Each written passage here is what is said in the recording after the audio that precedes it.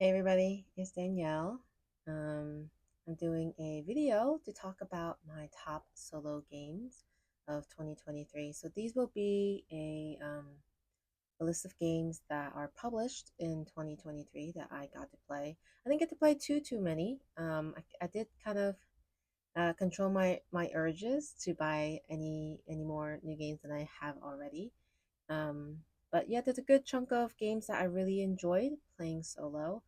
As you all probably know, I mainly play my board games solo, and it's been a few years of that, and I don't think there's really a way to get out of this hobby at this point. There's really just too many good things about why solo gaming is a hobby, and why so many people are actually sharing that hobby with me. I did recently make a post on my YouTube channel asking everybody, how did you get into solo gaming? Kind of, figuring out some of those stories. So I have some of those comments here, and I'd love to kind of just like share them, talk about it, and respond via this video. And then we'll get into my list very shortly.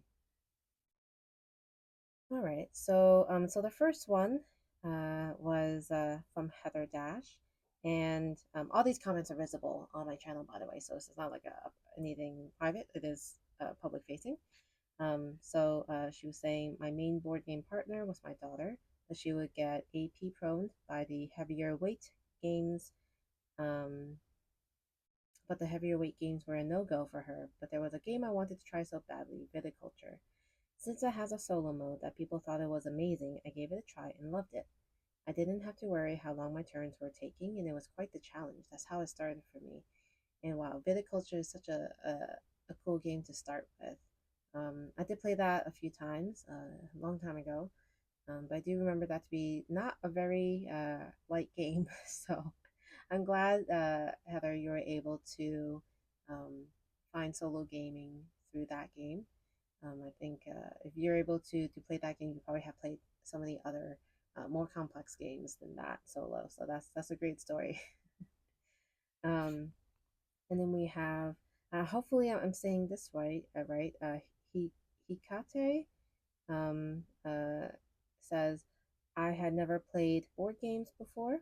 I knew nothing about them. When I was a kid, I played Monopoly, Pictionary. That's what board games meant for me.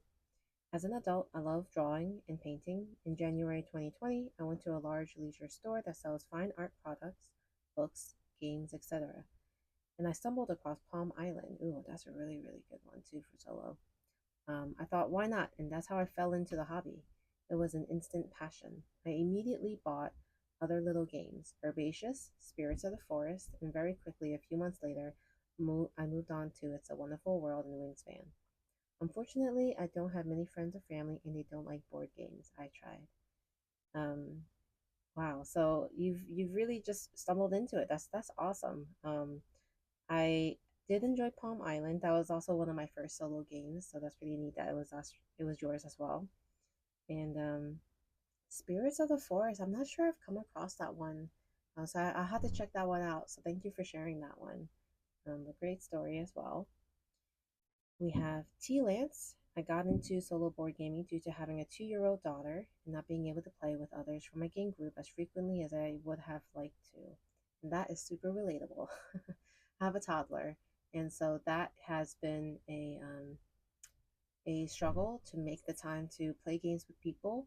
But overall, it's just being able to prioritize a hobby over my kid is tough. So um, my son is how I go through my days. He inspires me to do my very best work, whether it's in my hobby, work, being a mom, and things like that. So I do try my hardest to prioritize his time over mine, and so that really just means that solo gaming is the only way to go about board gaming. So definitely relate to it. And John Reynolds says he solo games to disconnect from the computer. As a full time programmer, I am already spending so much time behind the screen. I was looking for a way to unplug, and since my girlfriend does not enjoy playing games as much as I do, looking for games that have a good solo mode became a must, so I don't have to rely on others to play. My favorite games are games with a good story. For example, Sleeping Gods and Role Player Adventures, they allow you to fully immerse yourself into another world and take a break from reality as well. And the upside of playing solo is you get to choose what happens without discussing it with anyone. That is true. You do get to make all the decisions yourself, and you kind of don't have to wait around for other people to think things through. You have full control, and that is also another great reason that I enjoy solo gaming too. And disconnecting from the computer, yes, 100%. I prefer games that are not app based, although I know there are some games that work really well with that.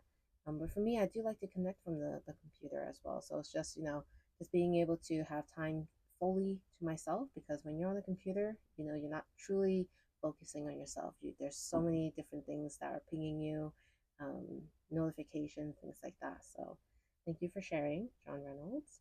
We have a Frank.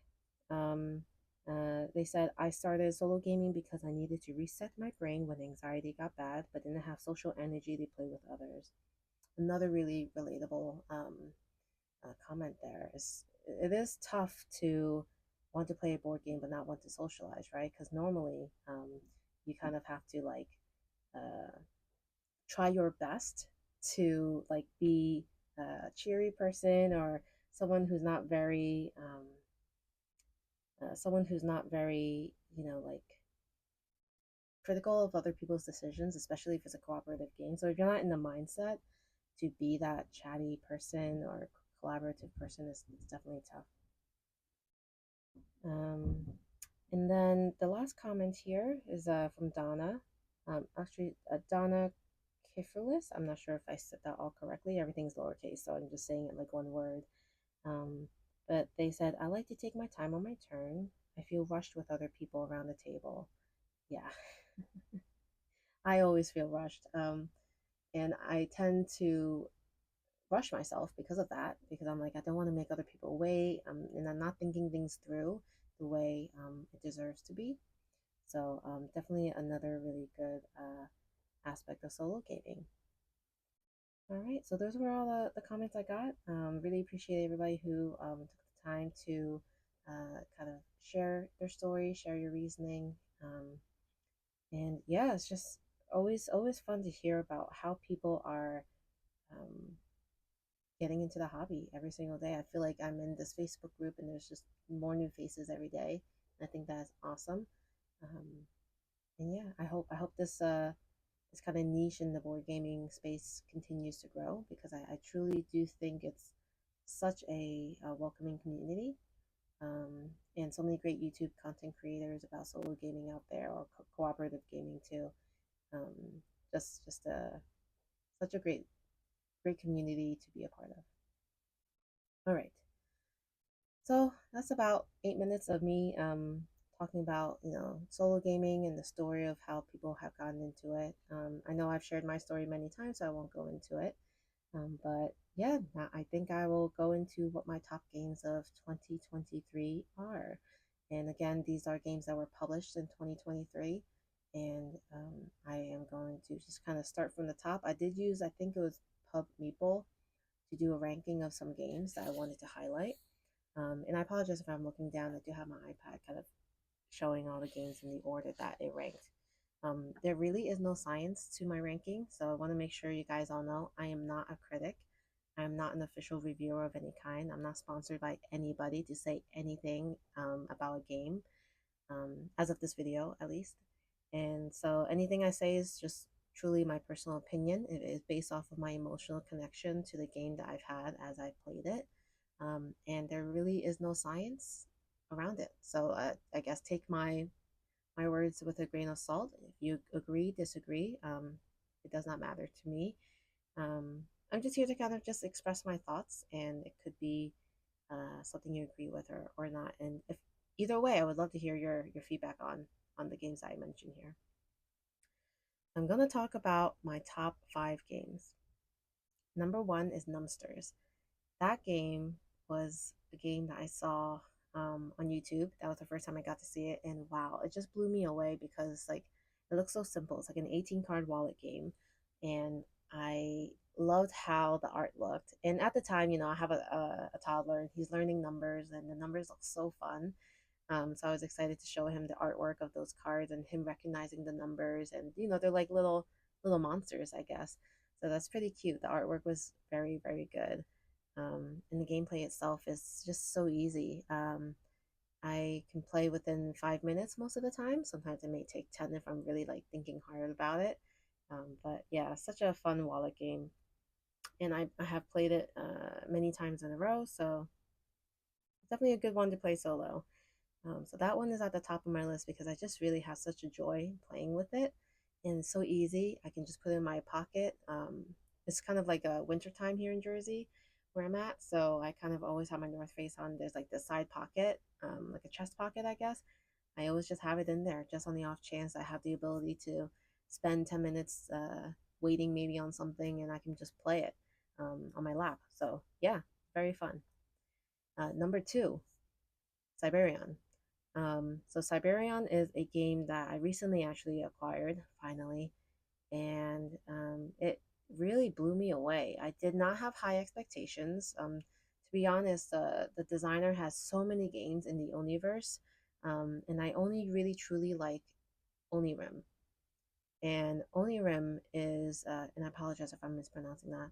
Um, Onirim is a game that is perfect for solo, and it requires a lot of shuffling. But I know I'm crazy when I say this, but I love shuffling cards. It's therapeutic. Sometimes I just shuffle, just to relax.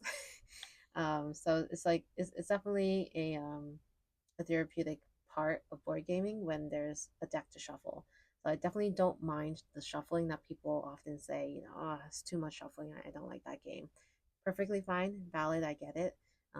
But for me, I actually enjoy it. And so, yeah, all the other games like Sylveon, can't even think of the other ones. Nautilion, I have it over here. Arion. They're all okay games, but they weren't games I ever thought to go back to. But Siberian was one that, man, I was like, this is pretty good. Like, it's in such a small box. The components are very simple. It's just mostly card based. Obviously, there's like those little meeples that comes with. But wow, I really, really enjoyed that one. Um, I can't wait to play again. And with all the expansions, like I'm excited to dig into it. And I know somebody actually left me a comment on my playthrough where I did pretty bad. I basically lost two games of it. But yeah, the expansions definitely bring a fresh take on the game, and I love that you can kind of mix and match them all. So I'm excited to dig more into that one in this coming year as well. My third is Astro Knights. And that one is really good. I have been playing that more so co op than solo, but playing solo was very easy to set up. I love how the game came with dividers and all the cards I was able to. Well, I did, I don't know if it was an upgrade or not, I forget. But it came with enough cards so that you can actually separate each of the characters' decks before you actually play. So you could just have it all ready to go in the box and just pull it out when you're ready.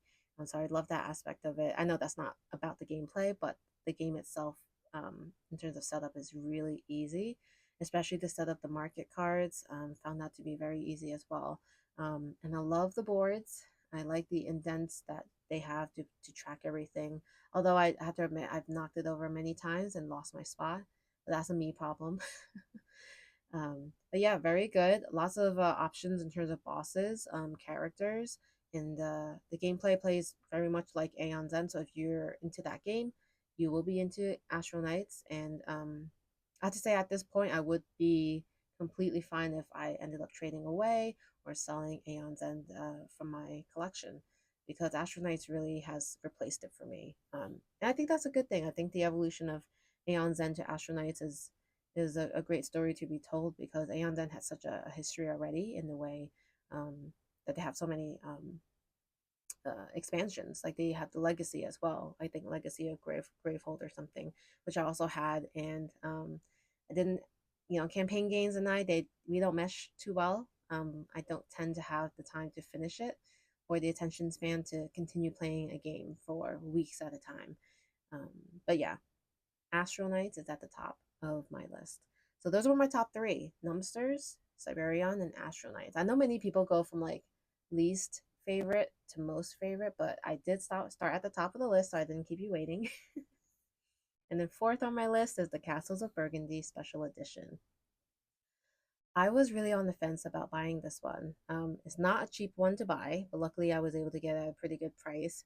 Um, And I play a lot of Board Game Arena, in case you guys didn't know. So I do play multiplayer games on Board Game Arena quite often, and Castles of Burgundy was one of them. I've never played that one physically, and I was like, maybe I'll splurge a little bit, treat myself. It was kind of around the time of my birthday. So I decided to just go for it, and it was not something I regretted at all.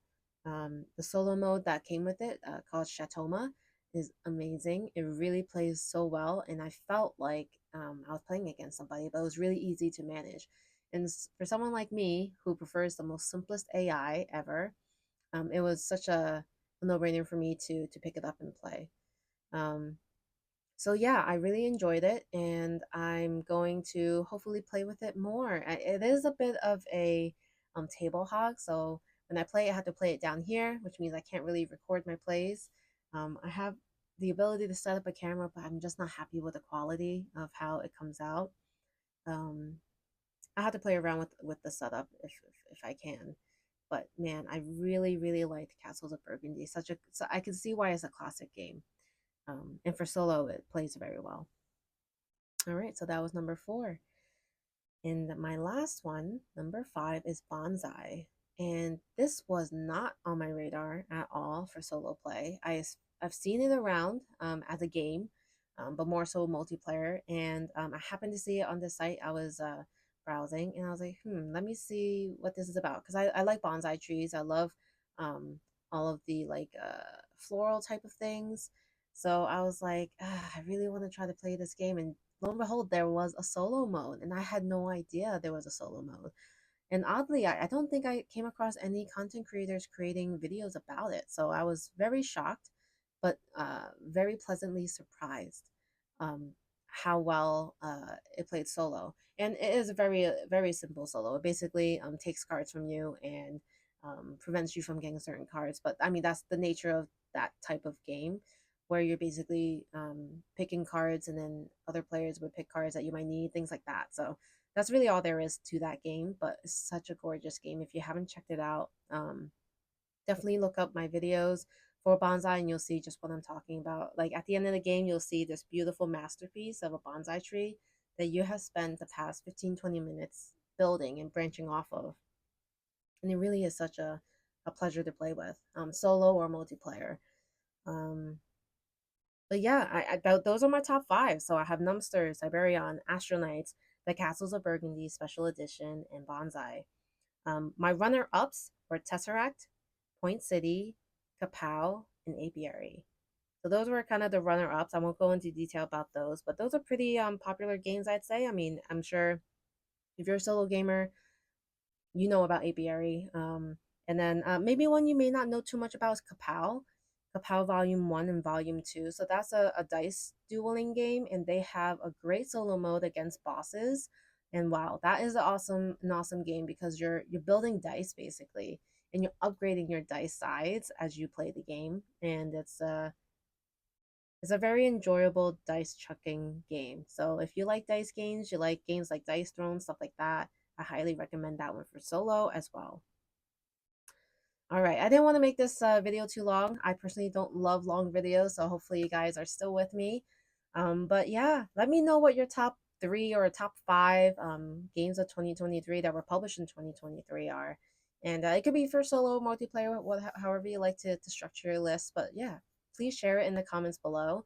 And also would love to hear your feedback about my list. What was your surprise? Was there any surprises on my list? Let me know. But yeah, as always, I appreciate you guys watching. I hope you enjoyed this kind of format where I'm just kind of talking and not really showing anything. Um, and yeah, I hope you guys are all doing well, staying warm and healthy. And I'll see you guys around. Bye.